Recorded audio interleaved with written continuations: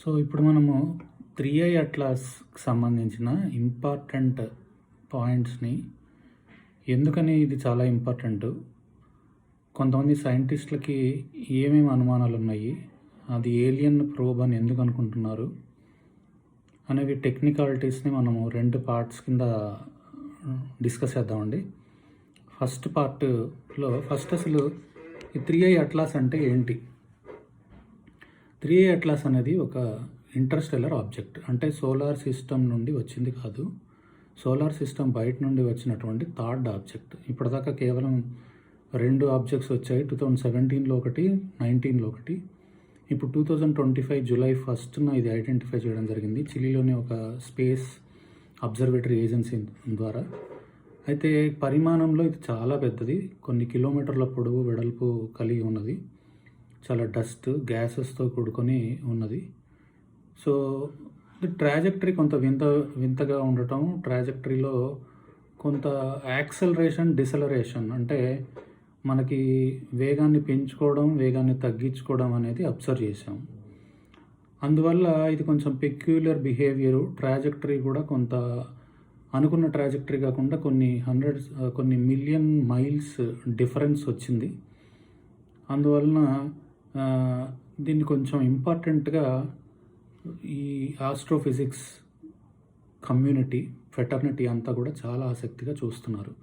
So ఇప్పుడు ఈ ఆసక్తిగా చూసే దాంట్లో 2 భాగాలుగా డివైడ్ చేసి మనం డిస్కస్ చేద్దాం. ఇంకా మోర్ డీటెయిల్డ్ వెళ్ళే ముందు అట్లాస్ 3i అట్లాస్ అంటే ఏంటి? ఇది నేను ముందే చెప్పాను, ఇది థర్డ్ ఇంటర్స్టెల్లర్ ఆబ్జెక్ట్. అట్లాస్ అంటే ఏంటంటే మనకి asteroid terrestrial impact last alert system అంటాము. సో అట్లాస్ అంటే asteroid terrestrial impact last alert system అంటాము. సో ఈ 3i అట్లాస్ అని అట్లాగా నేమ్ ఇచ్చారు. ఇప్పుడు ట్రాజెక్టరీకి సంబంధించి ఇది మార్స్, వీనస్, జూపిటర్ ఈ 3 ప్లానెట్స్ దగ్గర నుండి ట్రావెల్ చేస్తుంది. ప్రజెంట్గా ఇప్పుడు మనకి డిఫరెంట్ అనామలీస్ ఉన్నాయి, డిఫరెంట్ ప్రొజెక్షన్స్ ఉన్నాయి. అయితే మెయిన్గా ఉన్నటువంటి ఈ 3i అట్లాస్కి సంబంధించి మనకున్నటువంటి మేజర్ డౌట్స్ ఒక్కొక్కటిగా చూద్దాము. సో ఫస్ట్ ఏంటంటే ఈ 29th అక్టోబర్ని చాలా ఇంపార్టెంట్ డేట్గా చాలామంది చెప్తున్నారు. ఈ 29th అక్టోబర్ ఏంటంటే ఈ ఇంటర్స్టెల్లర్ ఆబ్జెక్ట్ ఒక పెరిహేలియన్లోకి వెళ్తుంది. పెరిహేలియన్ అనేది ఒక నోడ్, ఒక పాయింట్ ఆర్బిట్లో సన్కి క్లోజెస్ట్గా ఉండే పాయింట్ అనమాట.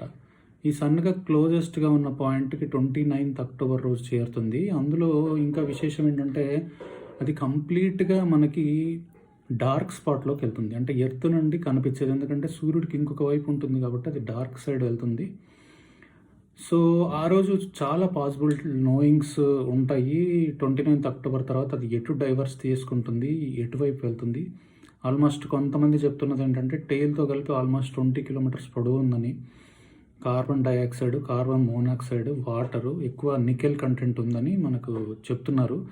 సో ఈ పాయింట్స్ మీద ఎందుకు మార్స్, వీనస్, జూపిటర్ దగ్గరికి వెళ్తుంది, మార్స్ పైన ఆల్రెడీ ఎలాంటి టెస్ట్లు చేసి ఉండవచ్చు అనే విషయాలు మనం 2వ పార్ట్లో మళ్ళీ డిస్కస్ చేస్తాం.